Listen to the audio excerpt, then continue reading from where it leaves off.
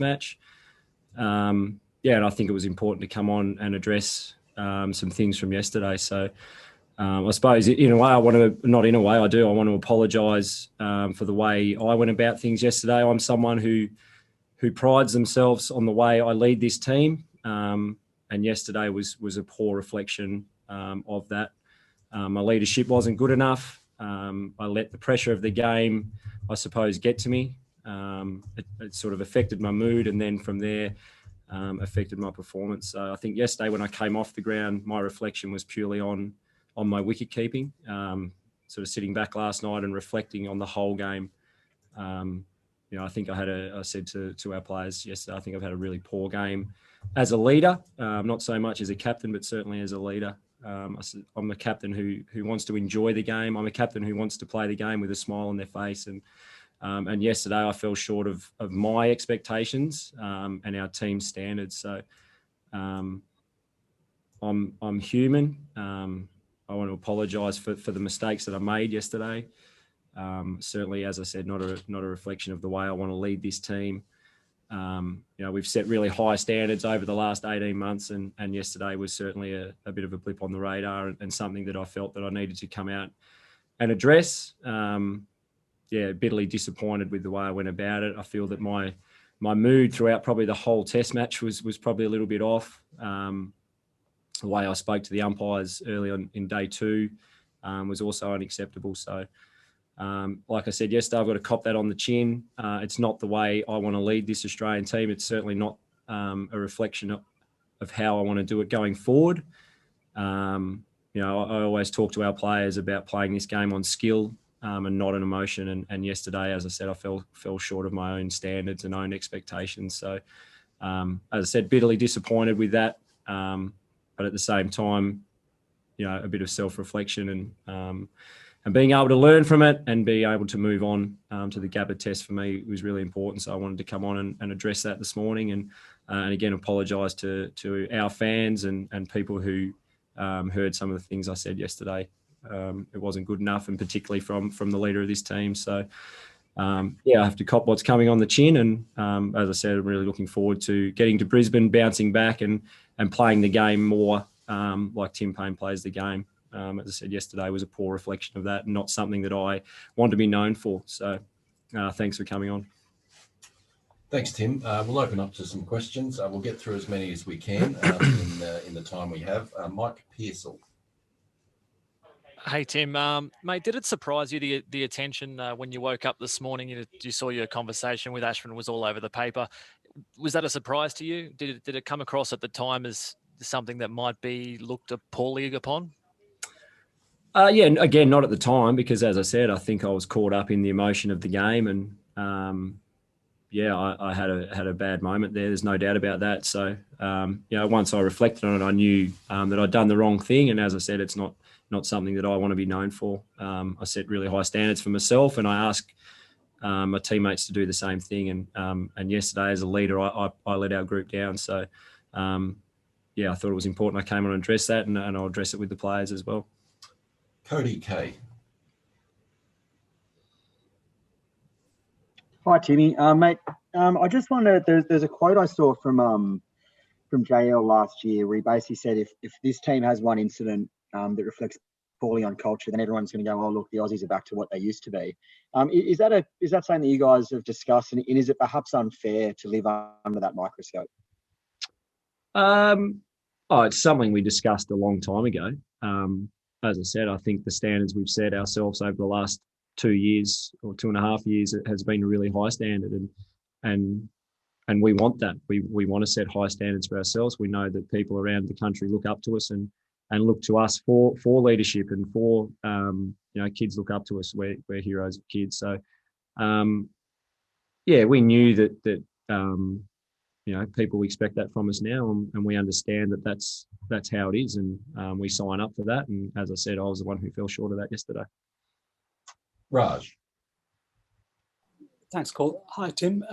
Just wanted to know whether did you have any conversations with Ashwin after the game, or would you even bother to have a conversation with him before Gabba? Do you think it's important at all or not? I spoke to him really quickly after the game yesterday. Yeah, as I said to him, look, I ended up looking the fool, didn't I? You open your mouth and then you drop a catch. We had a bit of a laugh about that. So, yeah, look, as I said, I think the relations between the two teams have been great. There's a healthy respect. It's very competitive. But, yeah, when it's all said and done, yeah, I think the way the spirit of this series has been played 99% of the time has been excellent. Yeah, so I had a quick chat to him after the game yesterday, but yeah, everything was fine. John Peary. Hi, Tim. Just a question, I guess, on Nathan Lyon. Obviously, he was a bit unlucky out in the field yesterday. How do you sort of rate his bowling, and considering it was sort of a day 5 pitch, and everyone, I guess, was looking towards to him to sort of bowl the team to victory? Yeah, I thought Nathan bowled beautifully yesterday. I thought he did everything he could to open the game up for us. As I said, I let him down behind the stumps, which certainly didn't help him. But yeah, I thought his bowling was fantastic. The wicket, unfortunately, on that side didn't really break up, did it? So there was massive footholes to the lefties, but not a lot to the righties. And I think that was probably due to a bit of rain in day 1 and 2. It didn't break up as much as a normal SCG wicket would. Yeah, but I thought Nathan's efforts to try and win us that game yesterday were sensational. Dan Brady. G'day, Tim. Just a question about you. You mentioned that you probably felt a bit off through the sort of the whole game on reflection. If you cast your mind back, could you think of, I don't know, were there some warning signs there? And I suppose that also the fact that, you were saying what you were saying, but obviously, I don't think you've ever missed more than one chance in a test innings before. So yeah, you think those two things tend to go together? Oh, absolutely. As I said, when I first came off the ground yesterday, all I was worried about was the drop catches. And then, you obviously dig a bit deeper when you're sitting at home or in your hotel that night. And, normally for a wicketkeeper, if I'm dropping catches, then, I've looked at the technical stuff and it was okay. So for me, I think it was all around my mood, being a little bit tense, and not being focused on my number one job at the time, which is to catch the ball. I was distracted by other stuff, and as I said, a little bit agitated and a bit grumpy at times. So, for me, as I said, the best version of Tim Paine playing cricket and wicket keeping and captaining is someone who's got a smile on his face, someone who's enjoying the game. And when I'm like that, I think I'm a very, very good wicket keeper. But yesterday, yeah, when you're a bit tense and your hands and your arms are a bit stiff, then they don't go in. So that was a really big learning for me yesterday. I haven't had a day like that in my cricket career, and I'll be doing everything I can to make sure I don't have another one. And did that reflection go as far as thinking, well, that being as it is, should I keep going? Should I keep going as captain or as keeper? No, not at all. As I said, I think once you can sort of sit down and understand what went wrong and how it went wrong, things are pretty easy to fix. I think if you pretend that yesterday was okay and my behaviour was okay and my wicket-keeping was okay, then yeah, you've probably got a problem. But, I've said a few times in the last 6 months, I feel like I'm actually getting better as a cricketer. I've played my best cricket in the last 6 months. Yesterday was a poor day. As I said, on reflection, I think I can put my finger on what went wrong yesterday. And when you can do that, you can improve and get better, and I'll be ready to go for the cover. We'll go back to Josh McLean, who was at the head of the queue. Josh? Thanks, Cole. Tim, I guess on the other side of the coin, the Gabba presents a great opportunity to I guess, make a change and finish the series on a high note. Is that the way you're looking at it? Yeah, absolutely. Even this test match, I think we played pretty good cricket, probably our best cricket of the series, and gave ourselves every chance to win that test match. So yeah, getting to the Gabba, we'd take a lot of positives out of the SCG, particularly from the week before in Melbourne, where we were well below our best. And as I said, I think the areas that we can improve from this game are pretty simple. I think it's all about the way we go about it.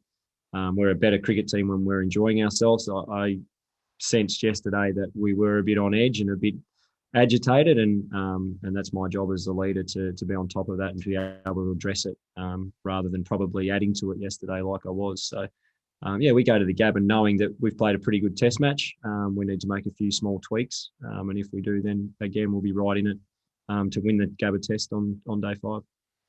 Andrew Wood. Yeah, g'day, Tim. Interested, I suppose, in the the last 12 hours or something, you said you had a bit of time to think about what you did in the hotel room, and also, I mean, have you had sort of feedback from coaches or management or anyone at CA, and also, I suppose, seen some of the reaction around the world to what happened, and how much of that has also, I suppose, contributed to you wanting to, I guess, say a piece today, get it off your chest? No, to be honest, it started pretty much as soon as I got back from the hotel yesterday. I spoke to JL, I spoke to Andrew McDonald, I spoke to Matthew Mott, and that was exactly what I said to them. I felt I had a really poor game in terms of my leadership, and that affected our team. Waking up this morning and then probably having that affirmed that it was correct. But again, if you behave like I did in this test match and then perform like that, you open yourself up to criticism. So I was fully expecting it. And as I said this morning and yesterday, I'm happy to cop that on the chin. I realised the mistakes that I made yesterday, both from a leadership point of view and a wicket-keeping point of view, happened. I have to cop that criticism now, move on. Got to have a thick skin in this business. I've learned that pretty early. So, but yeah, for me, the most important thing is that I understand where I went wrong and how I can improve. And as I said, I had some pretty honest conversations with JL and our staff last night. And moved on to how I can improve for the cover. What was JL's contribution to those discussions? Yeah, he was in agreement. As I said, I raised it with him and said, look, there's little things. I'm normally a pretty relaxed person in the change rooms, and even when we were batting this test, I was on edge. I was wandering around the change rooms. I couldn't sit still. I couldn't watch. And I think that added to the tension in our change rooms. And I sort of pride myself on if anything, taking the tension out of our change room, not adding to it. So, as I said, I sat down last night, got on that team bus, and I was bitterly disappointed with the way I held myself in this test match. And, I wanted to let our staff know that's what I was feeling, and that's what I wanted to speak to our players about, and that's what I wanted to speak to you guys about. Thanks, Tim. We've got quite a few questions here, guys, so if we can keep your questions to one each so we can try to get through as many people as possible. We'll go to Jake Horrocks. Oh, g'day, Tim. A lot of people are sort of focusing, I guess, on the war of words with Ashwin, but I guess maybe something that I saw that seemed a bit unusual was the chat as the bowler was coming in, and Nathan Lyon seemed to be also getting a bit frustrated by it. Was that, again, part of your frustrations? Was it just tactics? Because I hadn't really seen anything like that on a cricket pitch since sort of under 16s type of stuff. Was it part of my frustration, did you say? Yeah, well, I mean, like Nathan Lyon was continually trying to bowl and Ashwin was trying to face up, and you kept talking to him and he kept backing away. So it was about 4 or 5 balls in a row.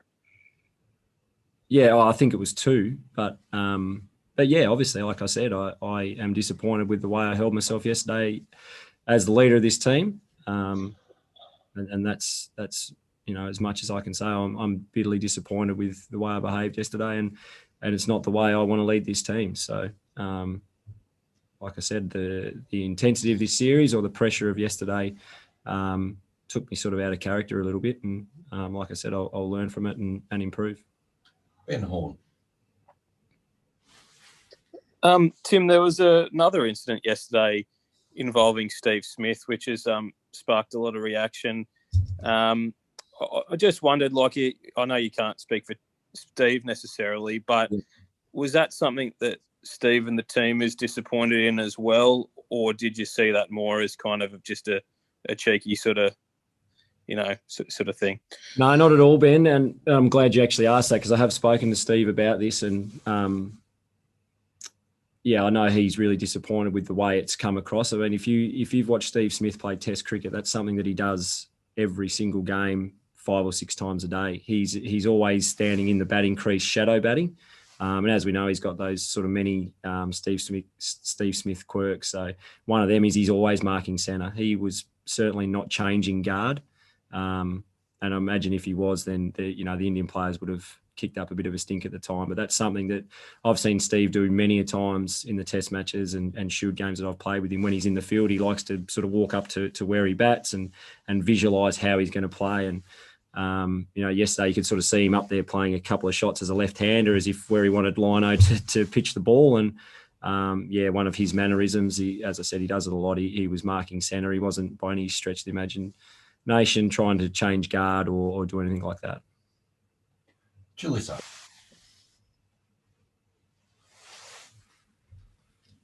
May not have Jalissa there, so we'll go to Bharat.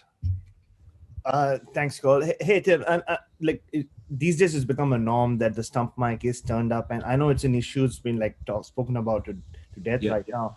But at times, as a player, do you think there's just too much of an invasion of your privacy? Yes, you had a bad day. Yes, you lost your cool. But at times, does it take away from what has been a really good cricket? I think yesterday, unfortunately, did take away from it. But at the same time, we fully understand that they're on all the time. So yeah, was it the stump mics that took away from the test, or was it me? It was probably my behaviour. I know, you probably for some silly reason you forget at times that they're on. But as I said, I need to be better than that. I know they're on. We've seen plenty of instances in the past where you can sort of get stuck into the batsman and do it in a way that's a lot better than the way I did it yesterday. So we understand that it's part of the game. It brings so much more to people's lounge rooms by them being able to listen to what's going on in the middle. And we've signed up for that. We know that. As I said, my behaviour needs to be better than that. Thanks, Tim. Rob Forsyth. Similar theme, Tim, but I think you might have called Virat a dickhead 2 years ago, and it seemed to be generally received quite well by the public just because of the nature of that run-in and the context. Is it certainly relative to yesterday? Do you have is it hard to find that balance, and do you have a concern, I suppose, given the way the past 12 hours have gone, about striking that balance at the Gabba where it'll be another really high pressure test? I called him a big head, definitely in Perth a few years ago. So, and no, I don't. I'm not at all muddled by, where the line is. I firmly understand where it is, and as I said, I think in the last sort of 2.5 years, I've done a really good job of leading this team, and yesterday was a bit of a blip on the radar. So, again, I need to learn from it.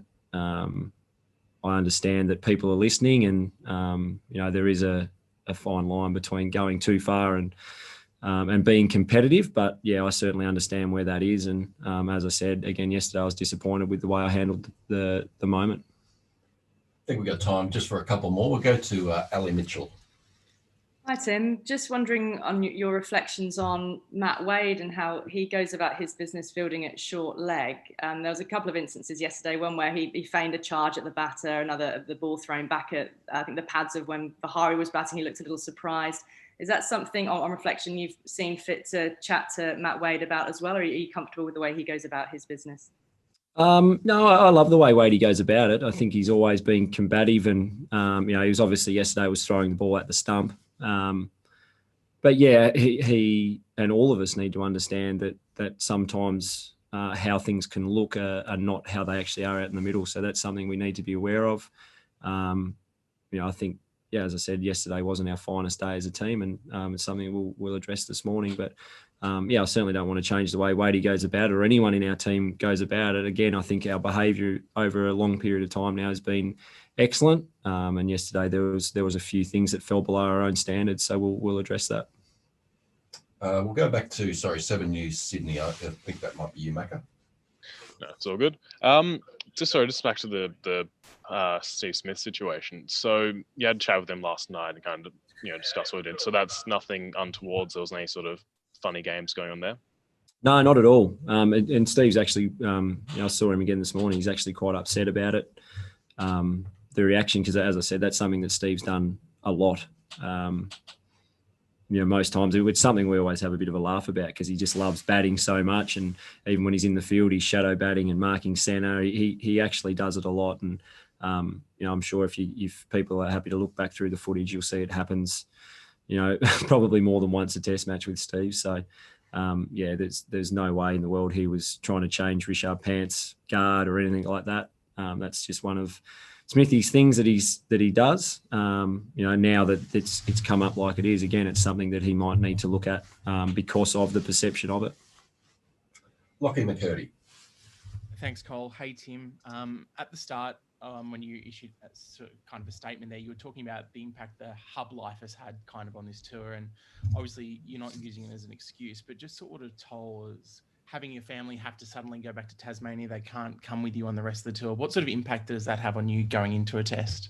Yeah. Oh no, not. I'm totally fine with it. I've actually kind of enjoyed the hub life and the ability to sort of just have a single-minded focus on your cricket, and I certainly wasn't using the hub life as an excuse. If anything, last night it was of benefit. It gave me time to go and sit in my room by myself and reflect, as I said, on how I'd performed more so as a leader. So. By no means is the hub life or anything like that an excuse for how I was yesterday. As I said, I had an off day, let it get to me a little bit and reacted sort of out of character. So, for me, the hub life has been good. And last night being able to sit by myself was a real positive in me being able to, be really honest with myself and learn from it and try and improve for next week. We might just have one more last question here from Sam Landsberger. Thanks, Cole. Thanks, Tim. Just quickly, would love your thoughts on the rules. India did nothing wrong technically, but the way that Rishabh Pant was allowed to sit out the third innings and then come in and bat at number 5, and India had a specialist keeper behind the stumps. Do you think that needs to be looked at? Is there a loophole there, or are you comfortable with the way that played out? Oh yeah, look, I'm okay with that. I think I think the rule around external blows is pretty clear. So again, it's something that probably yesterday at the time I might have been a bit punchy about and probably added to the mood I was in. But again, in reflection, that's not my job. My job's to make sure that our cricket team is focused on what we need to do and what we can control. And as I said, I think in the last couple of years that's something I've done really well. Yesterday was not so good. I allowed things like that to get under my skin and irritate me, and that's something that I pride myself on not doing. So as I said, when you're playing Test cricket, it's about playing on skill and not emotion, and controlling things that we can control, and that's what I'll be focusing on. One just last quick one from Andrew McCormack.